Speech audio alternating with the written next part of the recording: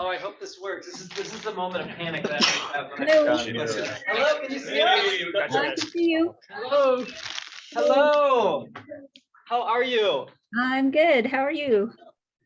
I'm great. It's great to see you. You are like a giant on a giant screen, and we are so excited about that. So, thank you for joining our class. We really, really appreciate it. I'm trying to move to where you can see me because I was off to the side there.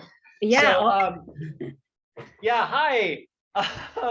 So everybody, Dr. Felicia Wusong, Professor of Sociology from Westmont College.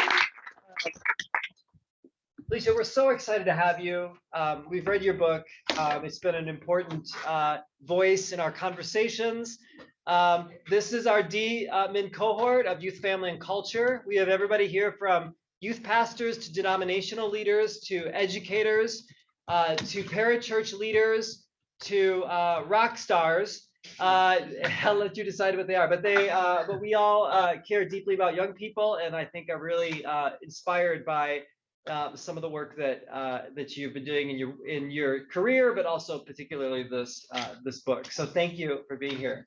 So I would love to give you a little bit of time to introduce yourself and add anything that you'd like, and just share. And then I know that you and I talked about having a bit of a dialogue and conversation, which I'd love to have with you. So yeah, but please share a little bit about yourself.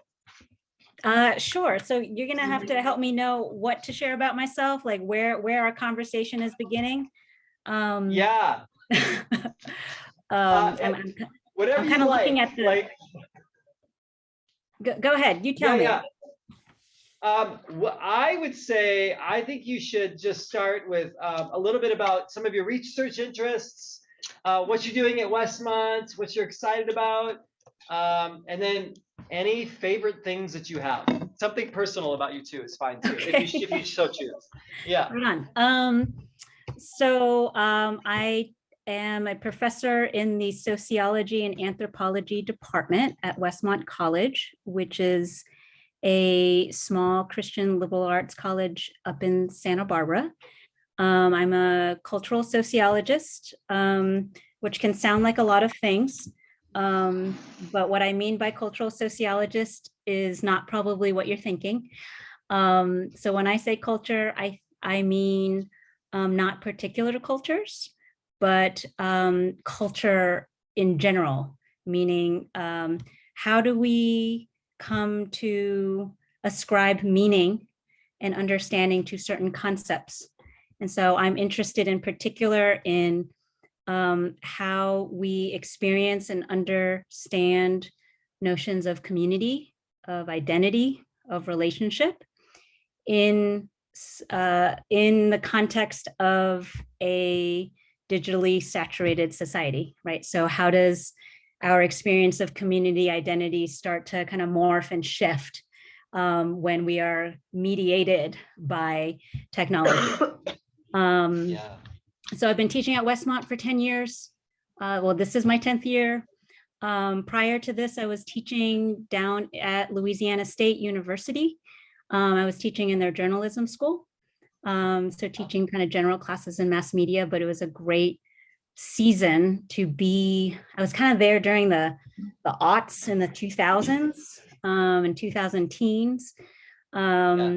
So I was getting a chance to interact with like journalists, advertisers, public relations people in the time when all the major media institutions were transitioning to the digital platform. So learned so much there. My husband's a philosopher. He teaches here too. I have 2 kids. One just went off to college a couple weeks ago, and one's in 7th grade.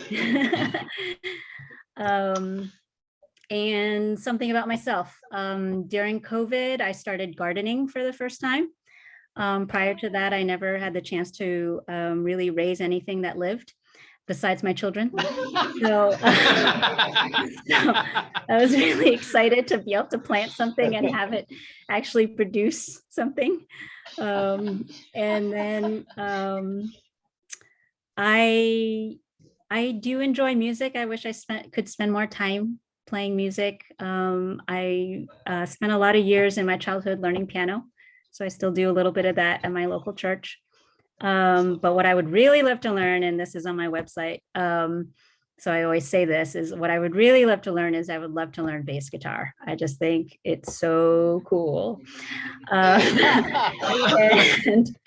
I wish my hands were a little bigger because I need like longer, stronger fingers because I watch the bass guitarists in my church play and I'm just like, they're just hitting such a great groove. I want to do that. So maybe in a couple years or when I retire, I'll pick up bass guitar. We will watch for you and we will see you rise to fame. You have a new fan, you have a fan base now. Yeah, right. Which is really, really great. So what are you growing in your garden? What's winning? Well, I'm a kind of an in-between stage because the summer garden went out, it all got pulled up. And so this summer I did plant green beans for the first time. And that was really fun. Just seeing all the vines go everywhere. I had, I still had those scallions, those green onions from COVID. They were still everywhere, and the chives. I also had these crazy cucumbers that defied gravity, and they would grow in these like arcs and sometimes even spiral. I don't know how they did that. It was amazing. Yeah. I don't even know, like, it didn't say that on the little tag that I bought the, they were fabulous. So those are my that sounds great. I'm sure the shape has something to do with the gardener. I think you probably have a special touch. That's probably not straight, not linear, kind of wonky. Yeah, that's right. Yeah, with a groove, just like a bassist. That's good.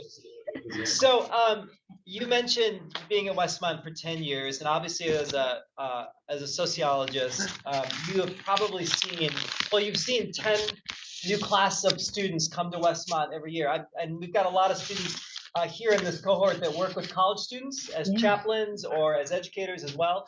I'm just curious, before we get into your book, I mean, any musings from your perspective of what you've seen shift or change with the type of college student that's showing up at Westmont? That's a good question.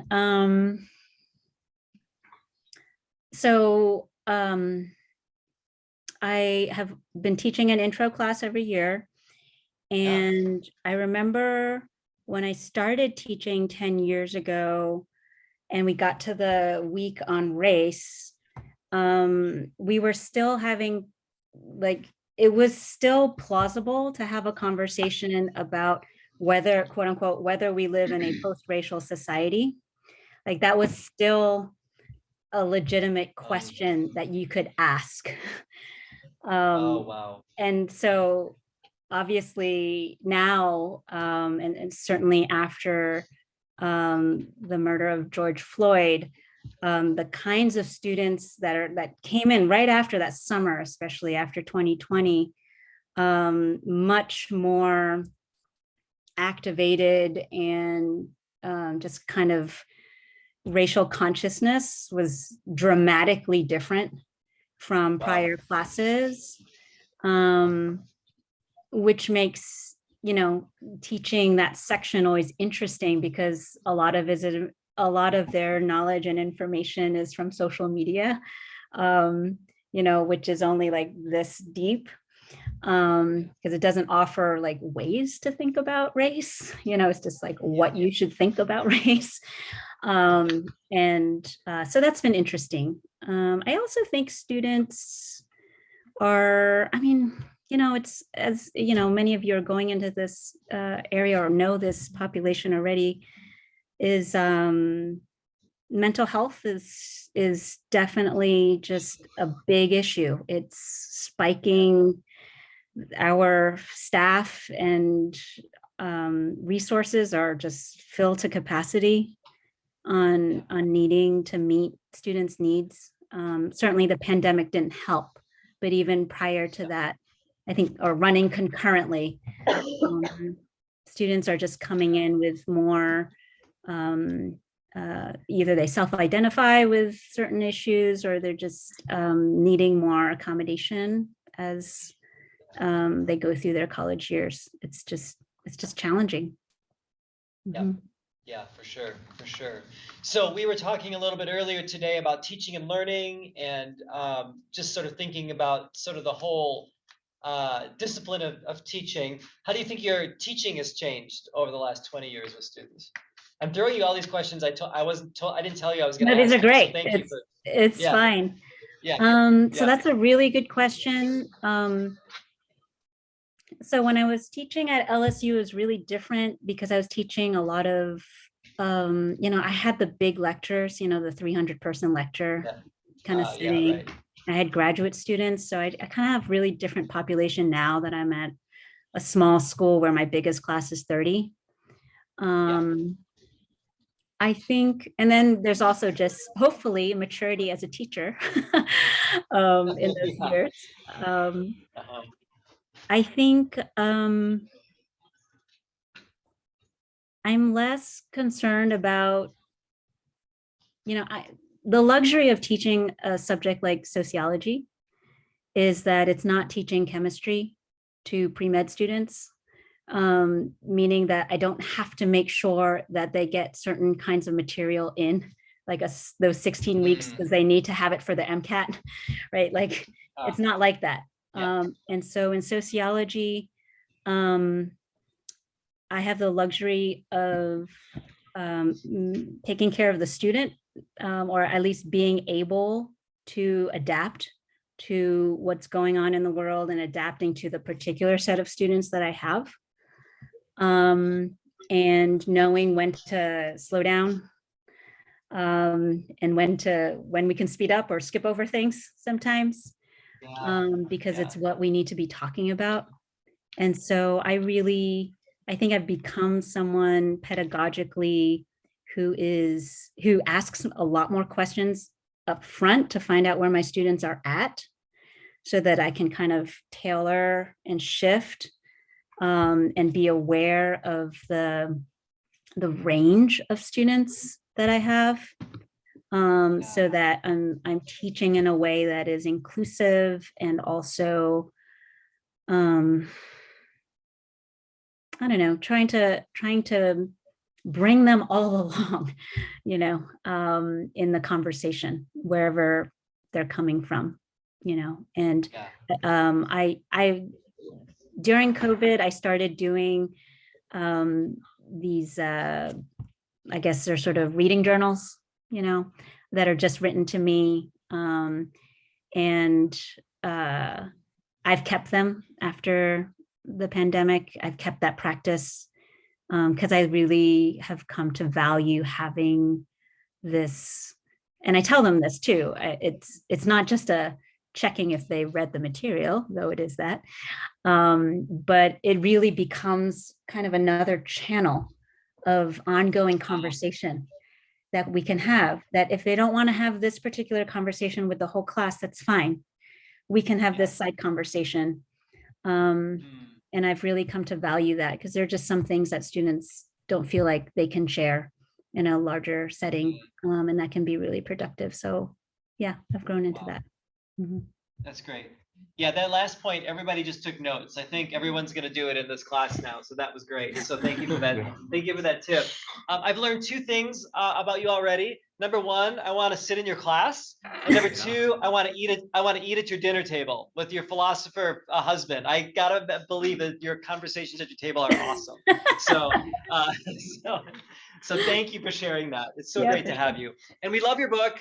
And one of the things that I wanted to ask you was just, what inspired the book? Tell us a little bit about sort of maybe what's behind you writing it and your purpose and goals, and, just kind of let us in a little bit about the book. We've obviously read it and we'll talk about it in a second, but I always love hearing, what inspires your work. And I think these doctoral students are starting to think about what's inspiring their work. So, I think you sharing that would be really helpful on a number of levels. Yeah, for sure. So in many ways, this book is the book that I've wanted to write for 20 some odd years, or some version of the book is what I've been wanting to write. It's sort of what I got into the business for, shall we say.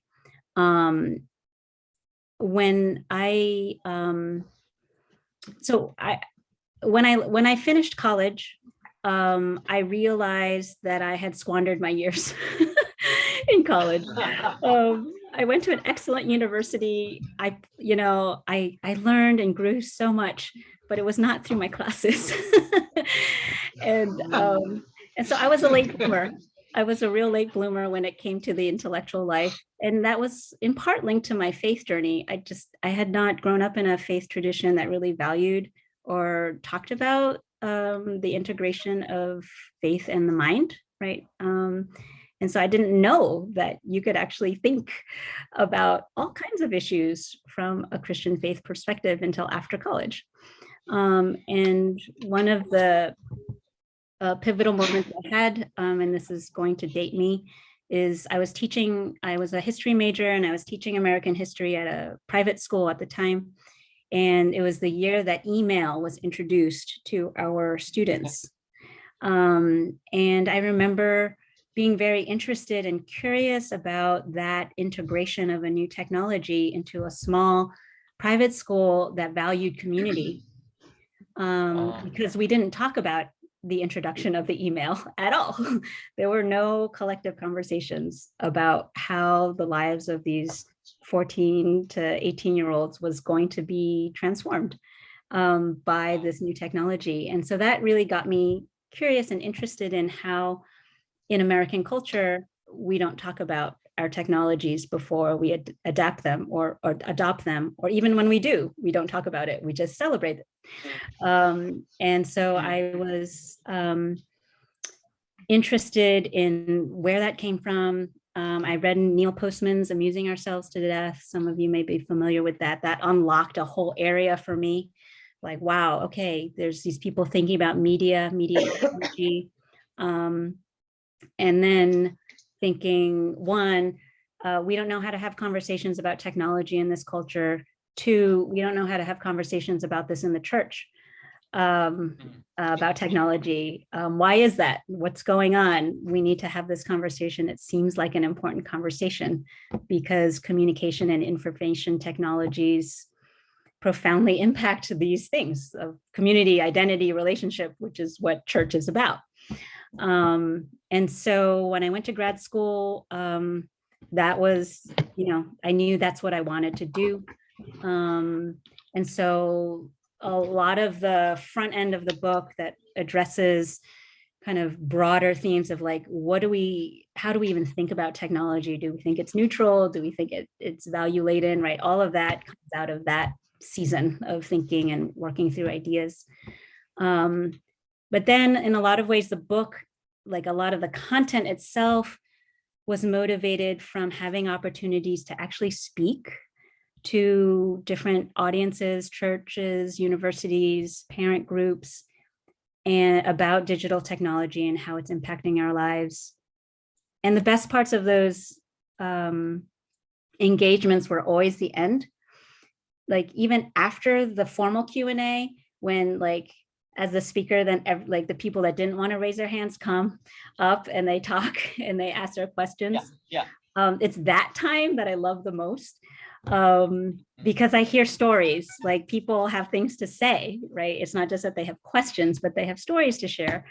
And it was in those sorts of post-event interactions, time and time again, we were having the same conversations, right? I was hearing from parents who are distressed about how to raise their kids in this world of digital devices, young and old. I was hearing from people who felt frustrated about the ways they had to use technology in their work or in their lives, but didn't know what to do about it.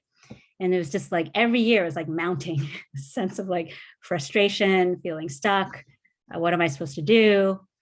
And so I wanted to write something for those people, right? I wanted to write something that would say, one, I see you, this is a real thing. A lot of people feel this way. And for a sociologist, whenever a lot of people feel the same thing, maybe it's not about those people. maybe there's something happening externally, structurally, Yeah. right? It's not the failure or the weakness of the individuals. There's a pattern that is reflecting some kind of deep change that we need to get a hold on. So wanting to say that, right? To say that, hey, we need to understand the world we're living in, that might help us at least get a better hold on like why I feel so anxious and stuck. And then increasingly feeling convinced that the Christian tradition actually has a lot to say that can be really helpful in engaging these issues, that we have the resources already. We just have to get to work on figuring that out. And I don't pretend to have any sort of comprehensive understanding of what it could all be. But my hope is that the book just offers some examples of like, hey, from what I understand or from my experience so far in my faith journey, here are things, here are some theological concepts, here are some practices that seem like, you know, they come out of the Christian faith tradition, and we can figure out how to work this into our lives in ways that can be transformative, you know, in small ways, or maybe even big. So, yeah. I'm glad you wrote the book. I love that story. I love the way it's informed your thinking, but I also love the hope that you have about what the Christian tradition and the gospel can bring to that as well. And I think that's really inspiring. So thanks for that. Yeah. So let's talk about the book a little bit more. I sent you a couple things to think about, but we'll just start with that. Maybe just reflect a little bit with us on your concept of the digital ecology and how it's experienced. You know, and I think you talk a little bit about it's experienced differently by different, say, ages or populations as well. But I'm just kind of curious how you sort of think about that, and also all of you, as you are hearing this conversation, if you have something you want to add or a question or a comment, you know, please let's feel free to jump in as well. So yeah, how's that? Is that a good start? Yeah, sure. Okay. Yeah. So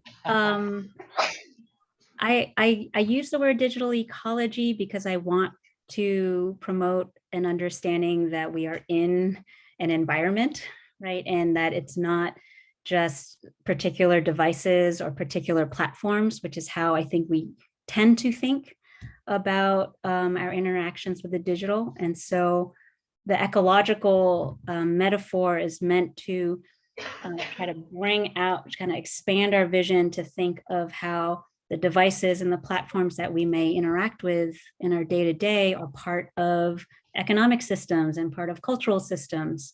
And these are all impinging on our experiences, whether we are young or old, whether we work in the digital industry, you know, we work at Silicon Valley, right? Or we're teachers, or, you know, we're working in the church, wherever it might be. And so I think the idea is that even when, like, even for people that may not actually use a lot of digital technologies, they may not be on social media, they may not, right, consume a lot of digital media.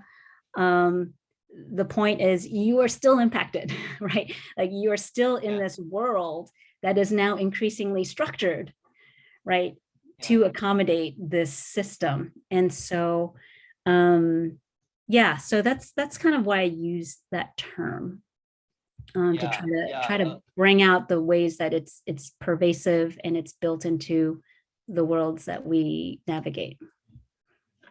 I think what I love about that is that you kind of get away from sort of saying there's the online world and there's the real world or the physical world, that there is this, you know, this permeability that's happening there.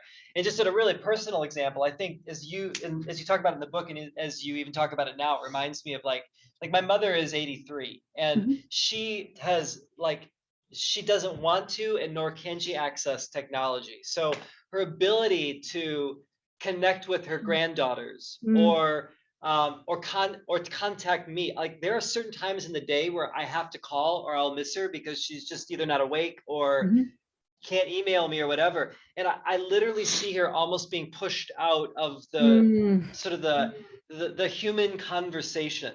And so Mm. I literally feel a distancing between my mother and me that I think part of the reason is what you're bringing up here, which is just, it kind of makes me sad, you know, but I realize how much harder I have to work um, with her to connect with her, simply because the natural ways that I connect with other people are just more immediate or easier or whatever, right? So I feel it in a very personal way. And I think, Mm. you know, I don't know, I just was reminded of that. So yeah, so thanks for that image. Yeah, no, that's a good Yeah. point. And I think it gets at the ways that, and Postman, with anyone who studies media ecology, makes this point. They say, like in any ecological system, it's not like you just introduced some new species, right, to an environment, and it's Yeah. just whatever that environment was before plus new species.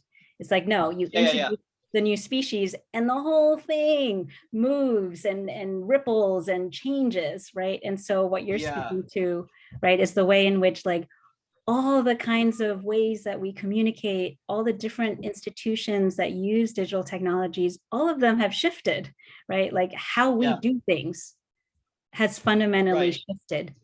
Um, Right. and so, like, even keeping in touch with loved ones Yeah. is profoundly changed. Yeah. Mhm.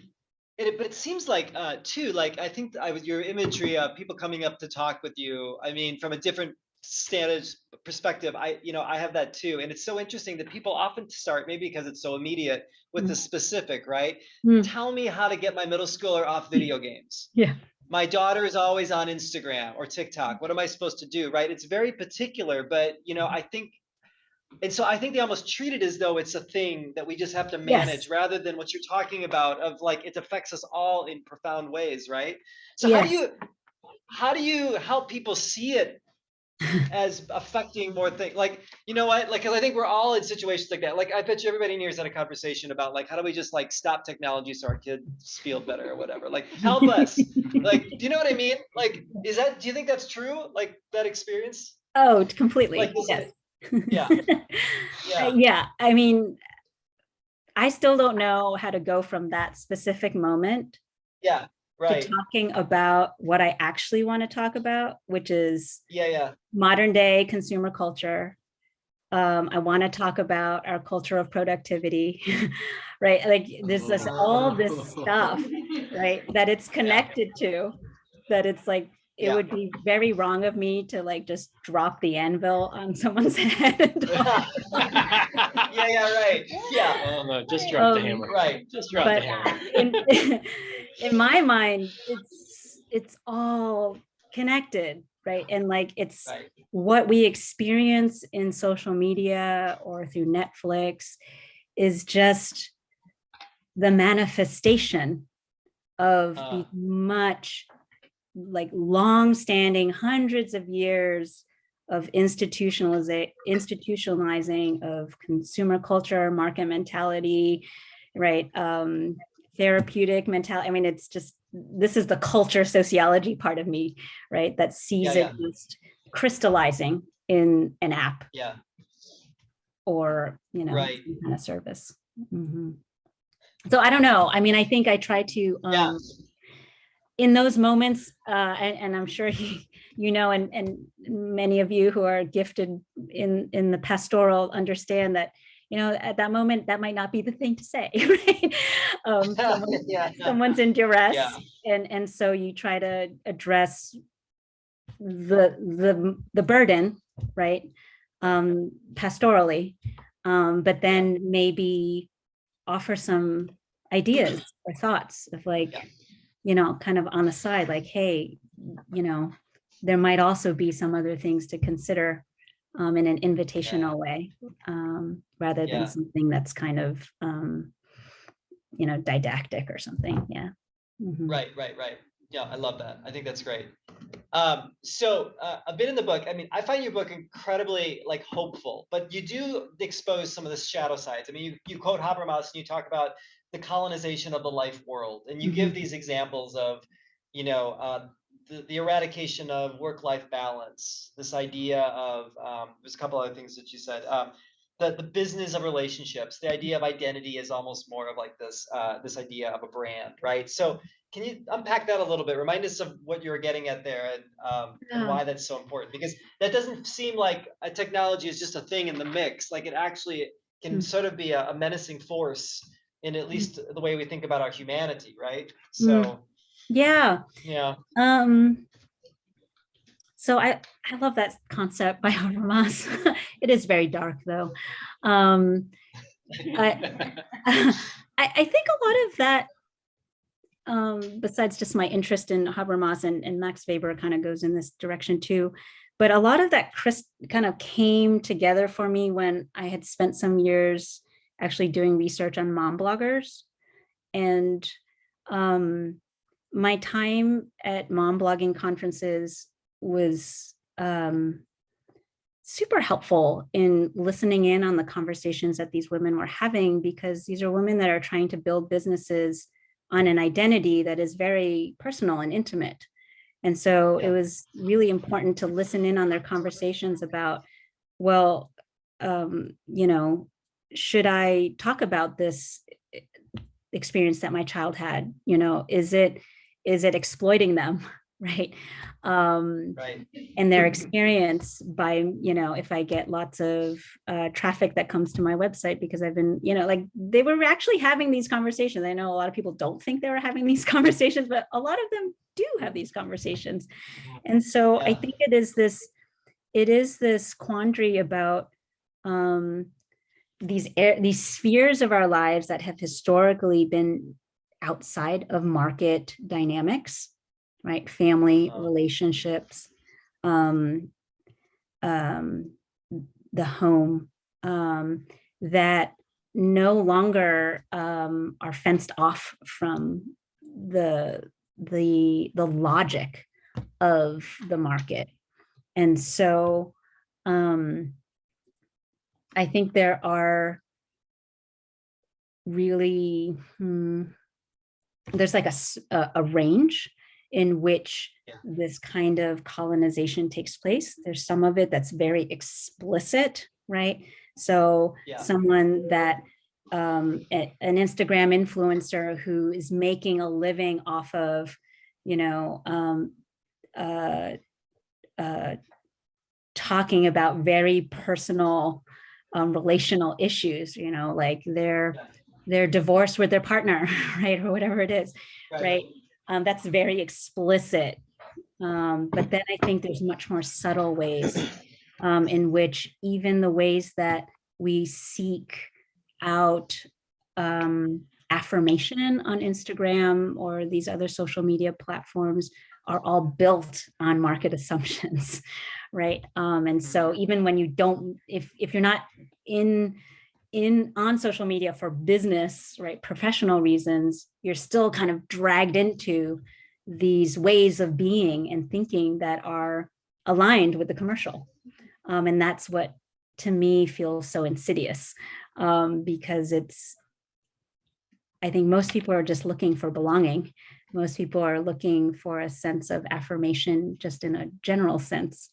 But the social media dynamic really only gives us certain ways of doing that. And it's pretty commercial because the social media platforms are looking to make money right off of those dynamics. Right. Right. Okay, so you're talking with a bunch of like youth-oriented people that have social media, and we do promote our work in certain ways, including me.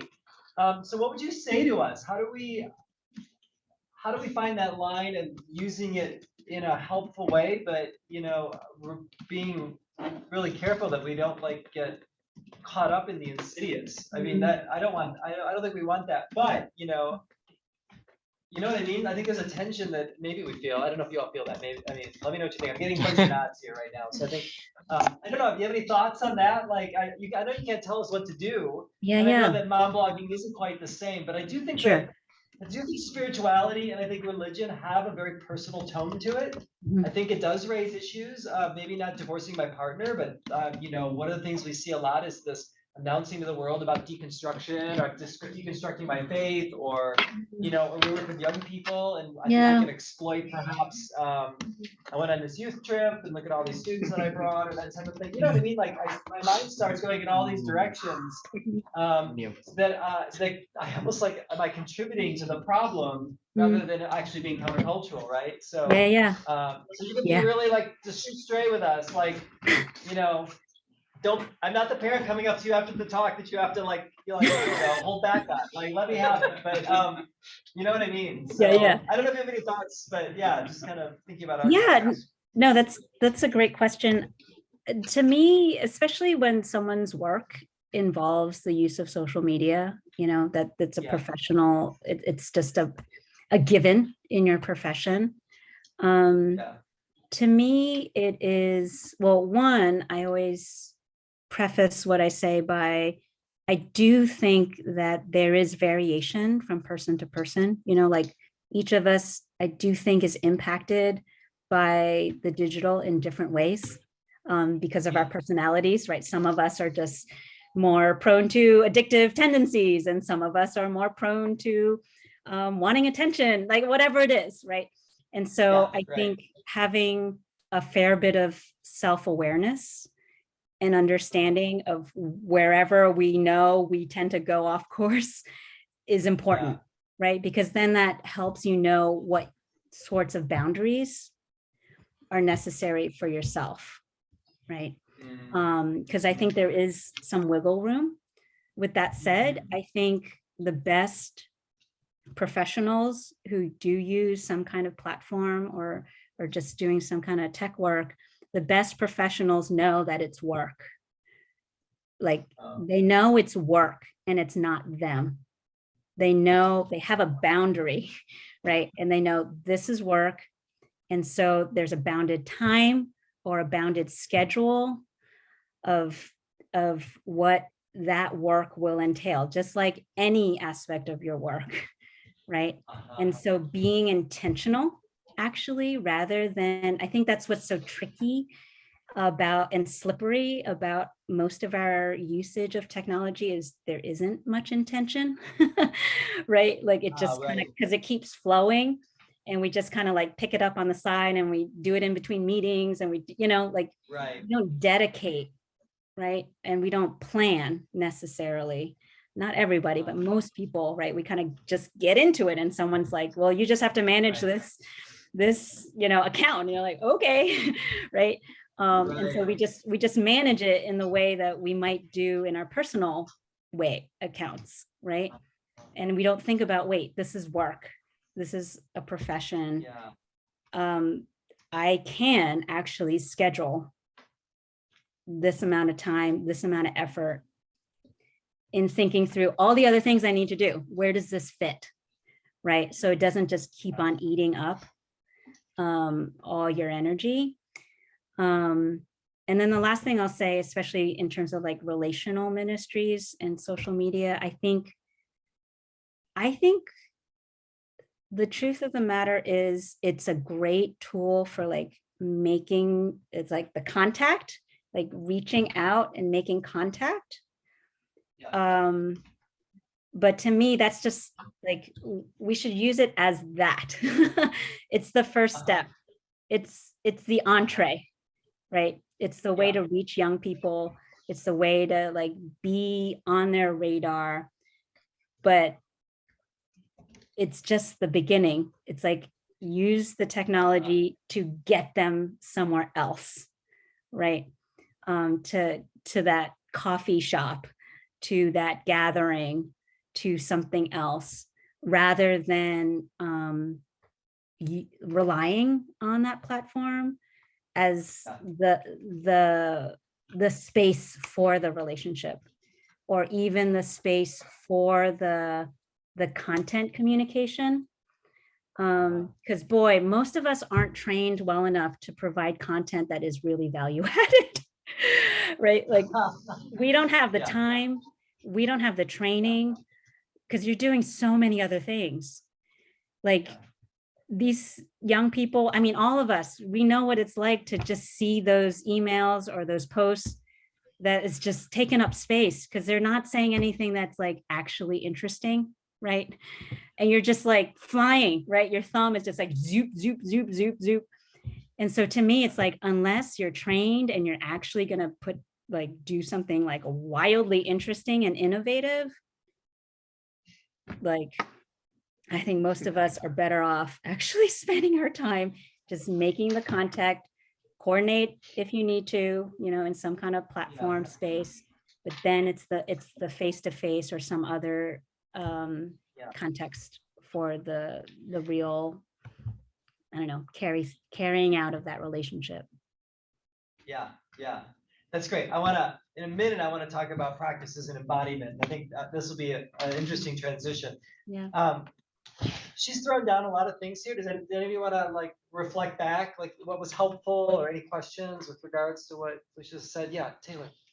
So I am, first of all, one of many fans of yours that are in this room. So, but I'm curious, how do you move from curiosity to research question? Is there a process that you go through? Like, for example, when you were struck by the introduction of email as a new platform, how do you move from curiosity to a focused research question? Yeah, that's a great question. Many years. And you guys are like, no, I don't have many years. I have 6 months. So when I started my dissertation, I had the luxury of 6 months. Actually, I did have the luxury of 6 months where I just read. And so I think the research question comes out of knowing what other people are asking and knowing what conversations already exist, right? Because when you're just curious, you might not know what other people have said. And so going from curiosity to research question is doing that literature review. It's finding out, what have other people said? How are they having that, what are the conversations? There usually are many. Which one is the one that I want to get into, right? And participate in.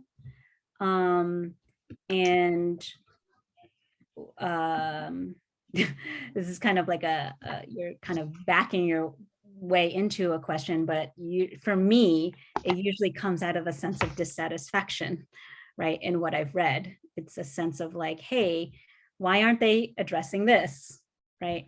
Or why are they coming at it from this angle? Why aren't they considering this other thing that I see, right? And then that starts to get at the possible contribution that you can make, right? Because you're seeing the lack or the hole in the existing conversation. So to me, it's all about taking that time to find out, well, what have other people said? And so during those 6 months that I did the reading, I called that 6 months my fishing season, because I didn't know even what conversations were out there that I wanted to get into. So I read really widely, because in the beginning, we have lots of interests that can go in lots of different directions. And so giving yourself a set period, and you want to set that, I'm talking really brass tacks now, I'm going into my mentoring graduate student mode.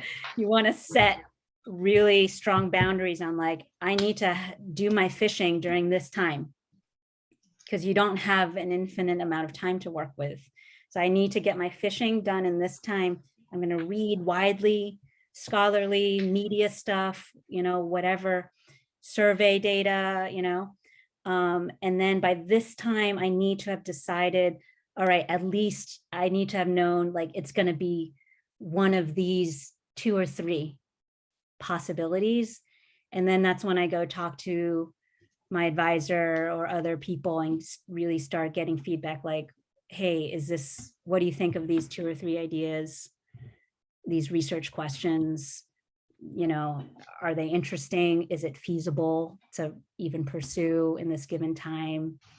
Do you see me doing this? And so getting the feedback, continually reading, honing in, and then once you figure out what you want to research. Oh, it's so happy. Yeah. But Thank it you is so much. process. Yeah. Thank you. Yeah, Jean Paul. I don't know if you can see me from there, but Yeah, I see you. I'm curious. Okay, you spoke about kind of blowing the lid off, or you're not doing it necessarily with someone right there, but I'm assuming your students, you're blowing the lid off for them more frequently.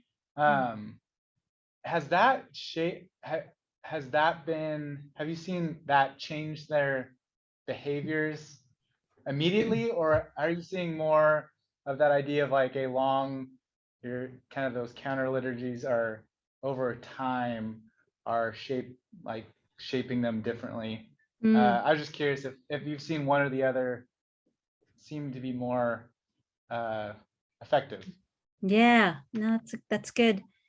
So this is a shift I've seen, and so I teach this internet and society class, as you all know, and that shift, I do see a shift, at least with the students I get at Westmont, who are, many of them are coming from Christian households. More and more of them already come with some degree of critique of the digital that their parents have kind of been instilling in them, or maybe it came from their Christian school. And so they know a little bit more, not all of them, but there's a significant percentage of them that seem to know more about the industry, the digital industry, and the way that it works. And so they know that they should be skeptical. I don't know, and this is where, I don't know if I'm getting at your question, but this is where like I do talk about the larger, consumer culture, productivity stuff with them. But I find that when it comes to actual transformation, it's not, I mean, for some of them, they might be like, wow, I didn't know that. I don't like being manipulated by Mark Zuckerberg, right? That bothers me. And maybe that brings about some kind of change, but most of them are sort of pretty blasé actually about it. They're like, yeah, that's how it is. Like colonization of the life world. Tell me what I don't know, kind of thing. And I think it is kind of walking them through the Freedom Project that actually gets them to start thinking, oh, actually, maybe there's something else I can be doing.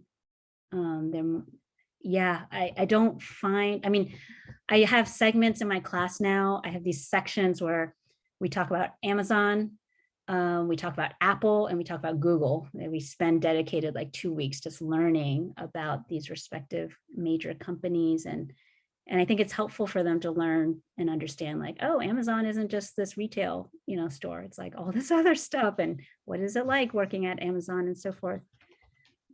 And they're bothered by it, but it's not like they're going to stop shopping from Amazon, right? Or watching Amazon Prime. So, yeah, I mean, and we might get into this, but that's partly why I lean into, the praxis side more, because I just don't know that it's that effective. Like it's important information and knowledge for students, and maybe they bring it with them, and maybe as they continue on in life, there's fruit. But I don't see it as an immediate sort of, like I haven't convinced them of anything, Yeah, thanks. Sorry, Pete, yeah. You talked about your study as being community, identity, and relationship, and I was wondering if you could just speak to how you see community and relationship as different. Like, how do you separate those two things? I see. Yeah. So I think of relationship in terms of two categories, like friendship and intimate relationships. So that's kind of the two categories I tend to think of. So much more dyadic, like one-on-one.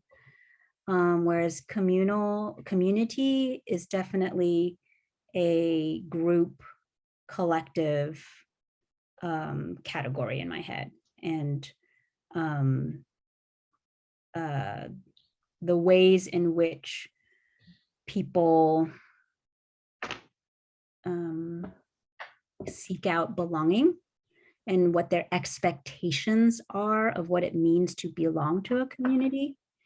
The collective, I think, is distinct from a dyadic one-on-one, like how do I carry out this friendship or this intimate relationship? Does that help? Thanks. Yeah, no, that's really helpful. Thank you. Jeremy. So in your section of your book about embodiment, you had like this ending to the chapter where it was almost like, oh shoot, I'm writing this just as like a pandemic is happening.